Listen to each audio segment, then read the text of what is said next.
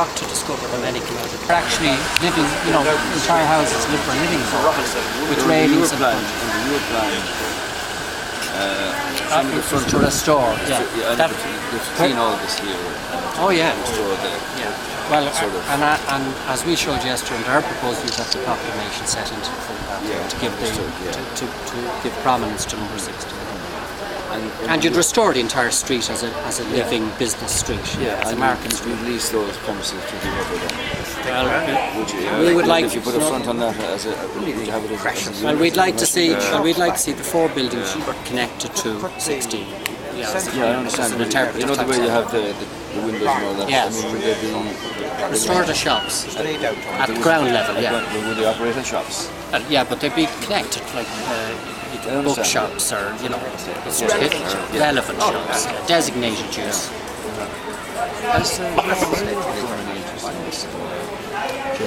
And originally he thought it wasn't really necessary, that he considered the retreat to be morbid and martyrological and not really something we should be concerned with. But then once national monument status was placed in the buildings, of course things had to change. But he's given very little in the sense of acknowledging the importance of the buildings. He's giving what he has to give, which is just 16. These other buildings under his plan will be turned into cafe retail use, toilets and kitchens placed underneath, and the rest. From this building will go completely 18, and a new road will join into O'Connell Street. You'll have the 4 buildings isolated. With dreadlocks and manicures. Yes, that's what we last. So the next important building is Hanlon's. Morning, boss. How are you today? How are things? Now, funnily enough, we got the ILAC Centre originally across this way were laneways and market-type streets, almost like a Temple Bar. And it's a terrible pity we lost it. But how it was lost was in the 30s, an American professor, engaged in some way in malls in America, was brought over and asked what should be done with our area here. And he took a look at what he considered to be a slum and said, I have the very thing for you. The ILAC Centre. So we lost a great opportunity to have a real Temple Bar area here before Temple Bar. Before we became conscious about Temple Bar, so we could have had a Temple Bar area here. So what was lost here, there's some fine concrete slabs along there, though. Yes. we're about to do the same. We're about to make the same mistake over here. Is what we're saying. Yeah. Now, Hanlon's here, 2021. Very important building, and directly connected, dare I say it, to Fine Gael, because it was here that. The London Irish would come in from Kimmage under Michael Collins. The London Irish gathered in this building here and were refusing to surrender. When the word came back that Pearse had surrendered, or asking them to surrender, they were refusing to surrender because they considered as London Irish they'd be summarily dealt with as traitors. Yeah. So they gathered in the back garden and were refusing to surrender.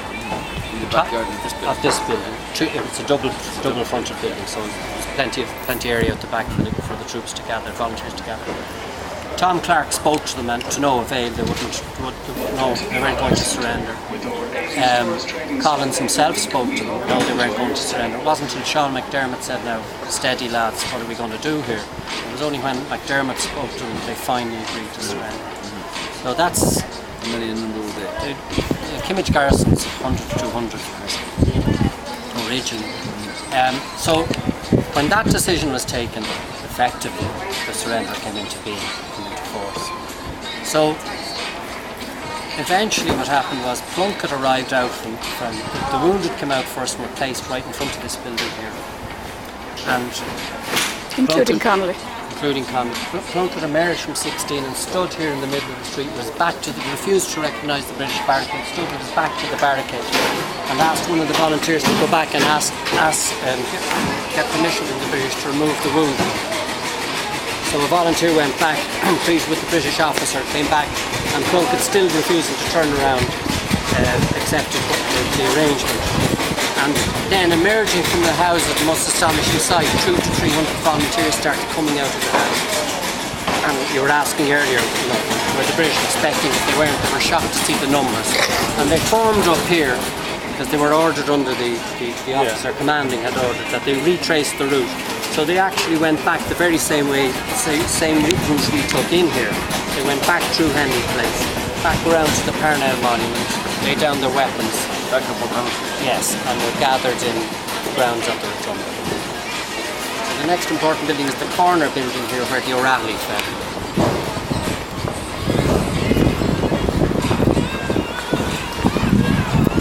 Now in many reports, the most often name you'll see in reports at the time would be Hanlon's. That Cleary's on O'Connell Street. You know, Hanlon's was the well-known name. So in actually some of the volunteers refer to stopping at number 16 Hanlon's, you know, where the name has been confused with the actual building. Now this is not the original building, as you can see. This is Dublin City Council property. We rather hope that it still is Dublin City Council property, though a vote was taken to dispose of it to the developer. We were asking that the council hold on to it. Question you might be able to get the answer for us. What's the status of the contract? Yeah. So we'll go back to the beginning where we talked about the evacuation, the charge of the O'Reilly. The O'Reilly led us 21, isn't it? 24, 25 we're at. Sorry. O'Reilly, he led the volunteers up each side of the street.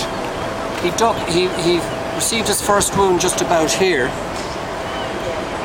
and fell into a doorway to hide himself from the further fire.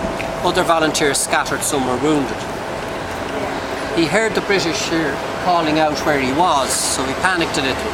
So he made a diagonal charge across to get into the safety of this laneway here, and he was struck again, shot.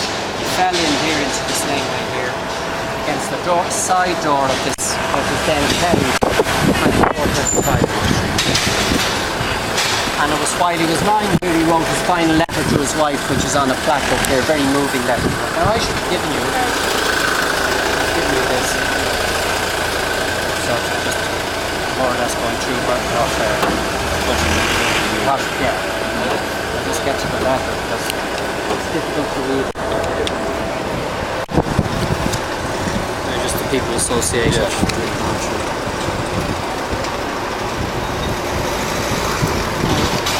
It's the surrender. That's the corner as it was then, you see. There's a public house here. There's the buildings across the river are gone now. They're going to be killed.